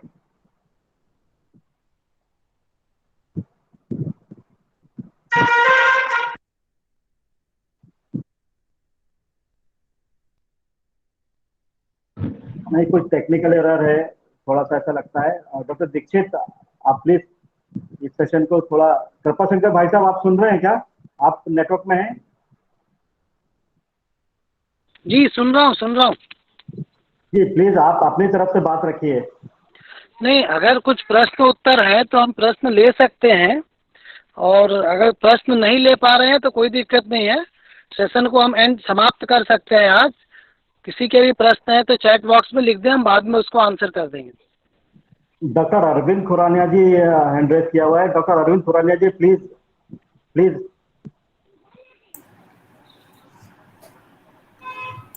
सभी को मेरा नमस्कार। मैं कोई प्रश्न नहीं कर रहा, लेकिन कुछ बात जोड़ना चाहता हूं और उसके लिए आपसे परमिशन चाहिए मुझे कि मैं अपनी बात रख सकूं। जी सर, जोड़िएगा जोड़िएगा रखिए सर, रखिए। जी सर। पहले तो मैं धन्यवाद दूंगा रूप सिंह जी को, कमल कुमार दीक्षित जी को, कि बहुत बढ़िया ढंग से उन्होंने बताया, जितनी भी बात बताई। सभी सम्मानित सदस्यों को जो CWC और JJ बोर्ड के सदस्य हैं, चेयरपर्सन हैं, उनके लिए मैं सिर्फ इतना कहना चाहूँगा कि हमारे लिए क्रिमिनल प्रोसीजर कोड की जानकारी किस लिए आवश्यक है, इस बात को समझना जरूरी है। JJ एक्ट हमने सबने पढ़ लिया, उसके मॉडल रूल हमने पढ़ लिए, पॉक्सो एक्ट पढ़ लिया, उसके भी रूल्स पढ़ लिए, अडोप्शन रेगुलेशन भी पढ़ लिया, फिर ये क्रिमिनल प्रोसीजर कोड की हमें क्या जरूरत है, ये है एक सवाल जो हम सबको समझना जरूरी है। देखिए, JJ एक्ट में और मॉडल रूल में कहीं पर भी क्रिमिनल प्रोसीजर कोड को रोका नहीं गया है। केवल कुछ जगह पर क्रिमिनल प्रोसीजर कोड की जो डायरेक्शन है उसको बदलाव किया गया है मॉडल रूल में, उस पर राइडर लगाए गए हैं। बाकी जगह पर criminal procedure code as it is चलता है। मैं सिर्फ आपका ध्यान कुछ सेक्शंस पे दिलाना चाहूंगा, आप नोट कर सकते हैं। CRPC की धारा देखिए 260, जिसमें समरी प्रोसीडिंग की बात की गई है। हमारी सारी प्रोसीडिंग चाहे JJ बोर्ड में है चाहे CWC में है, समरी प्रोसीडिंग है, तो हमें इस सेक्शन को तरीके से समझ लेना चाहिए। अभी कमल कुमार दीक्षित जी बात कर रहे थे कि जो ऑर्डर हम लिखते हैं फिट पर्सन के बारे में, वो विधि के मुताबिक होना चाहिए। तो उसके लिए भी आप ये एक सेक्शन नोट कर लें, 263, जिसमें कहा गया है क्या क्या चीज आप लिखेंगे जब कोई ऑर्डर पास कर रहे हैं। केस का सीरियल नंबर, उसकी धाराएं, शिकायतकर्ता का नाम, जो कि हम क्योंकि जुवेनाइल एक्ट में काम कर रहे हैं तो फर्स्ट अल्फाबेट ले लेते हैं, बाकी को छोड़ देते हैं। और ये इसमें कुछ 5-6 चीजें दी गई हैं जो आपको ध्यान में रखनी है ऑर्डर लिखते हुए, इनका उल्लेख उसमें होना चाहिए। इसी तरह बेल किन विषयों में हमने लेनी है, मान लीजिए हीनियस अपराध भी है या सीरियस अपराध भी है, कब हम एंटाइटल हैं बेल लेने के। हालांकि JJ एक्ट ने काफी कुछ बता दिया, उसके लिए भी आप नोट कर लें। चैप्टर है 33 जो सेक्शन 436 से शुरू हो जाता है, तो उसमें एक्सप्लेन किया गया है कि अगर हीनियस भी है, जिसमें ये कहा गया है कि हीनियस अपराध में या सीरियस अपराध में बेल नहीं लेनी, लेकिन एक्सेप्शन में दे दिया कि जहां 16 साल से कम उम्र है तो वहां वो एंटाइटल हो जाता है बेल के लिए, अगर बाकी बातें ठीक हैं। तो ये सब चीज़ों का ज्ञान हमें क्रिमिनल प्रोसीजर कोड से मिलता है और इसका अध्ययन हमें कर लेना चाहिए, क्योंकि हमें 4 कॉर्नर करना है। जब हम इस तरह का ऑर्डर कोई आदेश पारित करते हैं तो वहाँ सोशल वर्कर होने के साथ साथ हम मजिस्ट्रेट हैं, तो ये सारी मजिस्ट्रेट की पावर्स का उल्लेख, उसके कार्य करने का ढंग और CRPC से हमें क्या क्या पावर्स मिलती हैं। अब मान लीजिए कि हमारे पास एक बच्चे को पेश किया गया जो किसी अपराध में संलिप्त है। मैं मतलब अभी लेटेस्ट एक एग्जांपल दे रहा हूं, SC/ST एक्ट लगा दिया गया, नॉन वेलेबल ऑफेंस बनाकर बच्चे को पेश कर दिया ड्यूटी रोस्टर में रेजिडेंस पर। तो एक तो आप अपने ढंग से चलिए, उसमें किसी के कहे पर मत चलिए। सबसे पहले आप देखिए रिमांड पेपर जो आया, जो कागज आपके सामने पेश किया गया, उस पर्चे में बच्चे के बारे में क्या चीज का उल्लेख किया गया है। अगर उस पर्चे में ही बच्चे के किसी अपराध का उल्लेख नहीं है तो बच्चे को पुलिस ने कैसे पकड़ा, क्यों आपके पास पेश कर दिया। चलिए कोई बात नहीं, पुलिस से मैंने FIR मांगा, FIR को पूरा गो थ्रू कर लिया, उसमें भी कहीं भी बच्चे का अपराध का कोई विवरण नहीं, बच्चे का कहीं नाम नहीं। अब जहां पर स्पेशल एक्ट लगते हैं, NDPS लग गया, SC ST एक्ट लग गया, या कोई और ऐसा स्पेशल एक्ट लग गया, तो उसमें जहां पर सीनियर पुलिस अधिकारी होता है, DSP रैंक का बंदा इंक्वायरी ऑफिसर होता है, तो मैंने कहा इंक्वायरी ऑफिसर कौन है? DSP साहब हैं। कहाँ हैं? ऑफिस में हैं। बुलाओ। बुलाने पर बताया गया कि वो तो अब दौरे पे निकल गए हैं। केस डायरी ले आओ। केस डायरी DSP साहब के पास है। कोर्ट का स्टाफ आया हुआ था, वो वारंट बनाकर ले आए पहले से ही ऑब्जर्वेशन होम का। बच्चे से इंटरव्यू किया कि बेटा आप कौन सी क्लास में पढ़ते हो? उसने बताया कि मैं 10वीं क्लास में पढ़ता हूँ। जिस समय का ये वाक़ा है उस समय आप कहाँ थे? बच्चा बोलता है जी मुझे तो यही नहीं पता मुझे किस चीज़ में लेकर आए हैं, कौन से अपराध में लेके आए हैं। बच्चे ने इशारा किया कि ये जो सामने पुलिस वाला बैठा है ये मुझे घर से लेकर आया जब मैं पढ़ रहा था। अब उससे पूछा तो वो पुलिस वाला उठ के बाहर निकल गया। तो हमें आँख कान सब खोल के रखने हैं, क्योंकि कई जगह जाती होती है। तो मैंने वो जो ऑब्जर्वेशन होम का वारंट बनाकर लाए थे उसको कहा कि इसको अपने पास रखिए, इसकी ज़रूरत नहीं है। अपने पास से फॉर्म नंबर 8 और 9 निकाला, जिसमें बच्चे की पर्सनल बॉन्ड और पेरेंट्स का अंडरटेकिंग, और बच्चे को पेरेंट्स के हवाले कर दिया, पर्सनल बॉन्ड पे उसको छोड़ दिया। अभी DSP साहब को नोटिस दिया है कि वो केस डायरी के साथ पूरा मसौदा लेकर आए। कैसे बच्चे को पकड़ लिया और कैसे पेश कर दिया JJ बोर्ड में, ये हमारी पावर में है। कितनी बड़ी पावर दी? क्रिमिनल प्रोसीजर कोड ने दी। तो इसलिए क्रिमिनल प्रोसीजर कोड को पूरे ढंग से पढ़ना समझना बहुत ज़रूरी है, क्योंकि हमें अपनी शक्तियों का ज्ञान क्रिमिनल प्रोसीजर कोड से होगा। यही मैं जोड़ना चाह रहा था। Thank you very much. बड़ी अच्छी बात कही।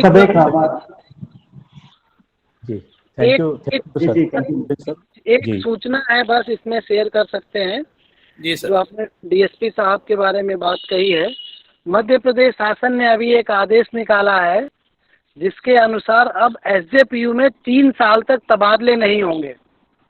मतलब SJPU में कोई भी कर्मचारी आएगा तो मिनिमम 3 ईयर उसका टेन्योर रहेगा।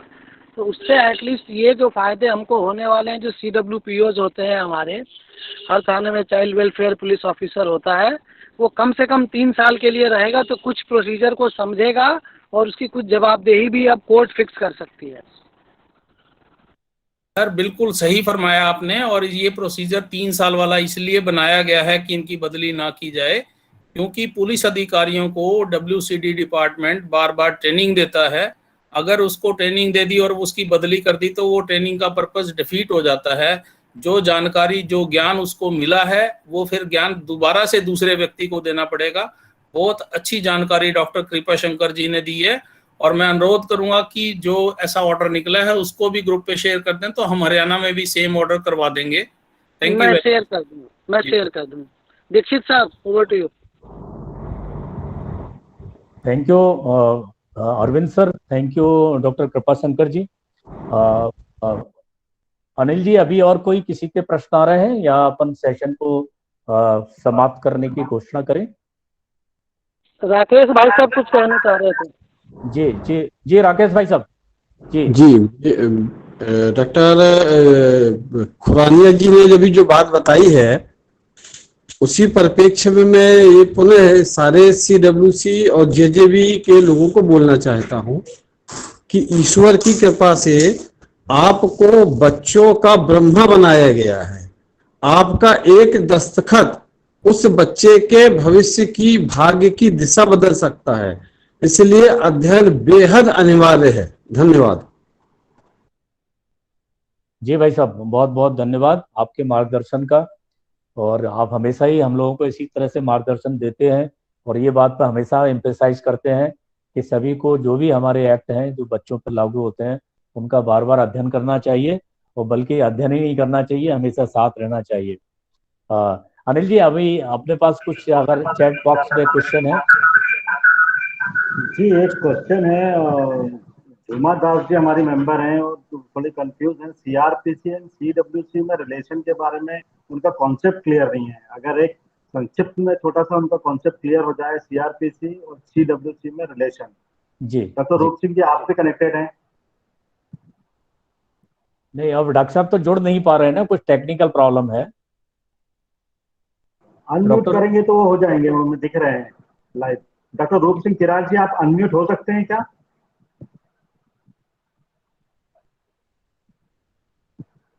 मेरे ख्याल से इस क्वेश्चन का आंसर डॉक्टर दीक्षित आप या खुरानिया जी भी दे सकते हैं। ये सीधा सिंपल क्वेश्चन है झूमा दास जी का कि सीआरपीसी और सीडब्ल्यूसी में रिलेशन क्या है। जी जी आई थिंक खुरानिया भाई साहब ने इसको एड्रेस कर लिया है। सीआरपीसी 260 263 में प्रोसीजरल बातें हैं और 436 में क्या क्या बातें लिखी जानी चाहिए। आई थिंक यही बात होगी दीक्षित जी। जी जी बिल्कुल, आपने सही कहा। बिल्कुल और ठीक। अगर उनको फिर भी कोई कंफ्यूजन है तो वो बाद में भी अपना नंबर वहाँ हमें छोड़ दें मैसेज में। हमने अभी वैसे भी सत्र में भी कहा है, क्योंकि अचानक लिंक डीलिंक हो जाने से डॉक्टर रूप सिंह जी हमसे डिस्कनेक्ट हो गए हैं, तो हम उनसे ही मार्गदर्शन लेकर डॉक्टर रूप सिंह जी से उनको बराबर जो भी प्रश्न है उसका जवाब दिया जाएगा, चाहे व्हाट्सएप के द्वारा दिया जाएगा या फोन कॉल के द्वारा दिया जाएगा। तो मैं अनिल जी से रिक्वेस्ट भी करूंगा कि उसको अलग से सेपरेट एक अपन निकाल लें जो भी चैट बॉक्स में आए हैं और हम उनको एड्रेस करेंगे। जी बिल्कुल बिल्कुल भाई साहब। इसके साथ ही मैं सभी सम्मानित सदस्यों से आज्ञा लेना चाहता हूं। अगर किसी का कोई प्रश्न और कोई सुझाव नहीं है तो मुझे आज का दूसरे वर्ष का प्रथम सत्र वेबिनार, जो हमारा 53वां वेबिनार है, समाप्त करने की इजाजत दीजिएगा।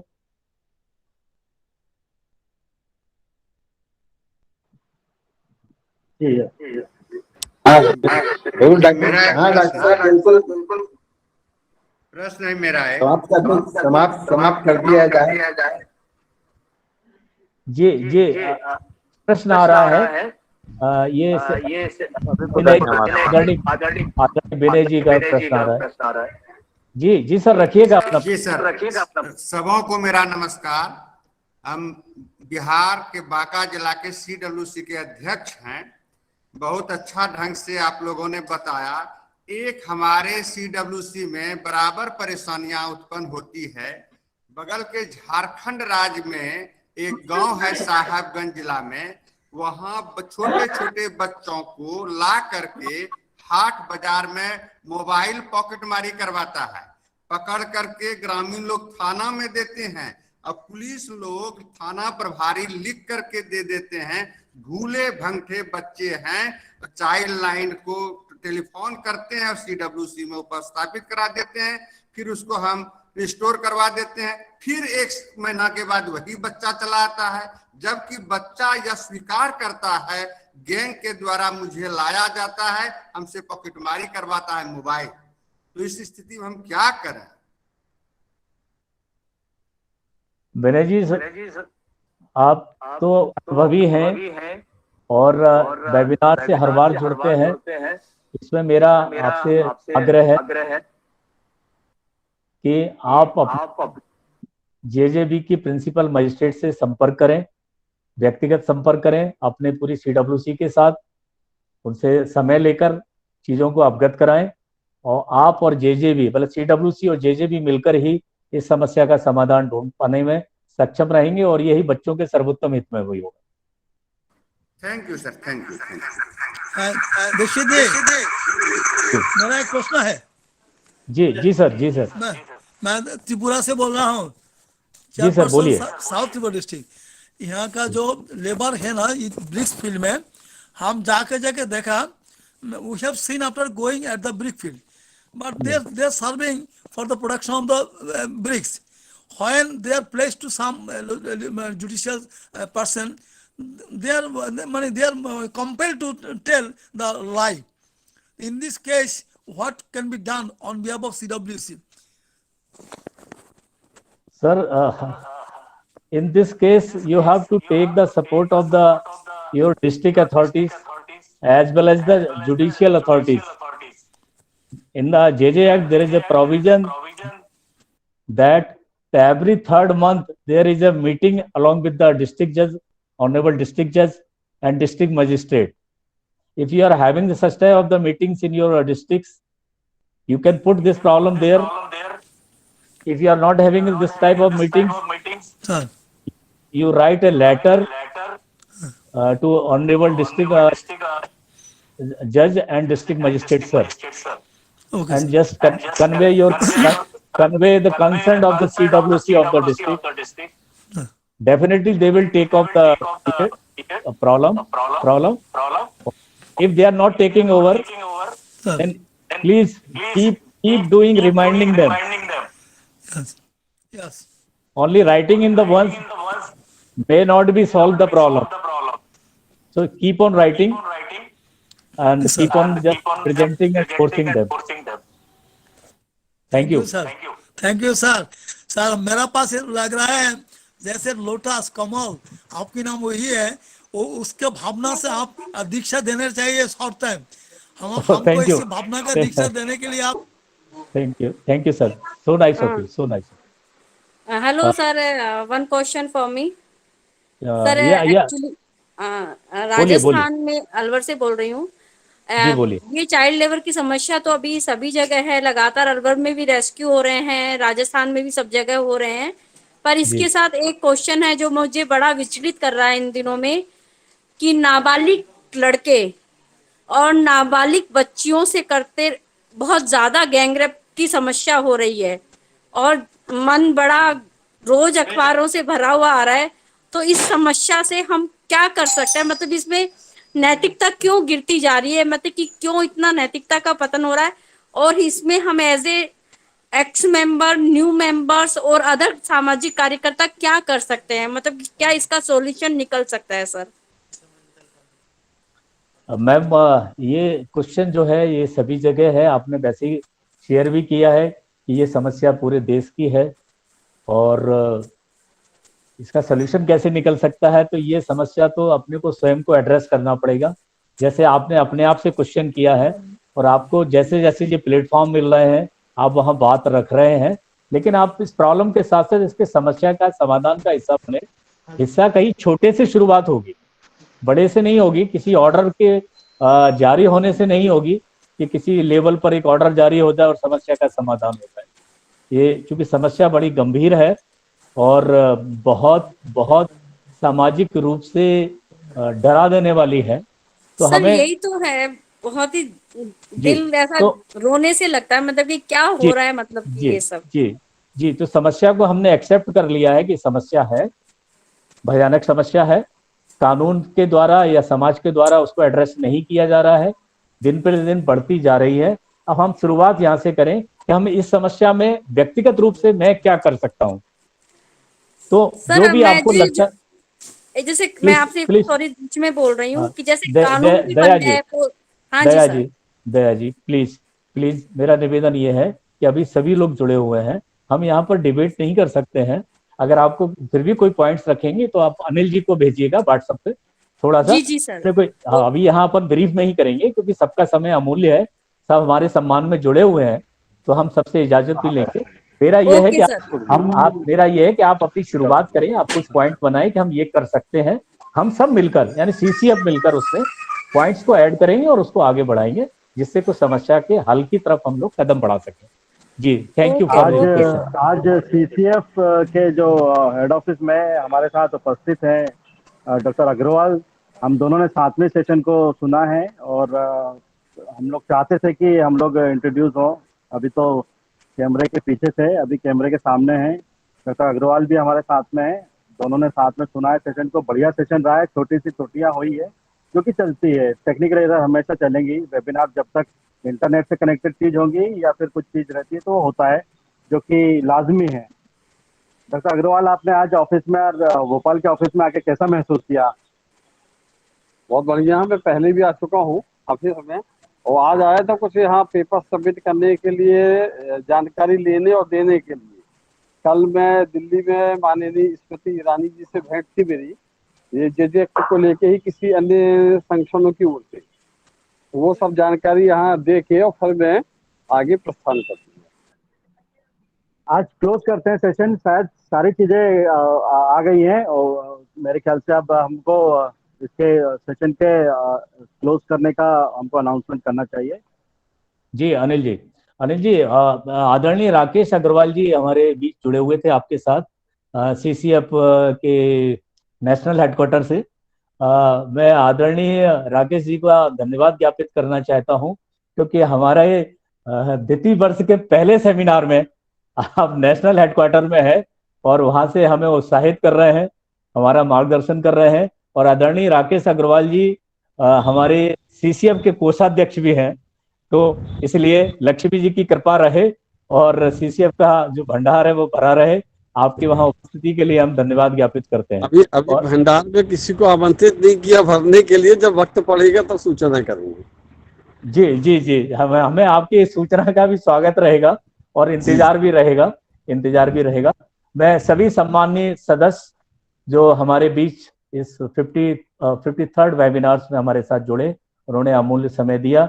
मैं माननीय CCF के अध्यक्ष डॉक्टर रघुवंश शर्मा जी का, हमारी CCF के सम्माननीय डॉक्टर कृपा शंकर जी का, जो भोपाल में ना होते हुए भी उन्होंने अपना अमूल्य समय निकाला और बिल्कुल लाइव हमसे जुड़े रहे, पल पल से उन्होंने हमें मार्गदर्शन किया। मैं धन्यवाद ज्ञापित करना चाहूँगा हमारे मीडिया प्रभारी डॉक्टर अजय खेमरिया जी का। मैं धन्यवाद ज्ञापित करना चाहूँगा हमारे आदरणीय राकेश अग्रवाल जी का। मैं धन्यवाद ज्ञापित करना चाहूँगा अनिल जी का, और सबसे ज़्यादा मैं धन्यवाद ज्ञापित करना चाहूँगा हमारे आज के विषय विशेषज्ञ मुख्य वक्ता सम्माननीय आदरणीय डॉक्टर रूप सिंह जी करार जी का। किन्हीं कारणों से वो हमें लगातार अपनी बात नहीं रख पाए हैं, लेकिन हमें भविष्य में फिर मौका मिलेगा, क्योंकि वो हमारे लीगल सेल के हेड हैं। तो निश्चित है कि हम उनको कभी भी वेबिनार में आमंत्रित करेंगे। पुनः हृदय से धन्यवाद, आपने अमूल्य समय दिया और अपने विचार प्रकट किए, और CCF के साथ जुड़े रहने के लिए भी हृदय से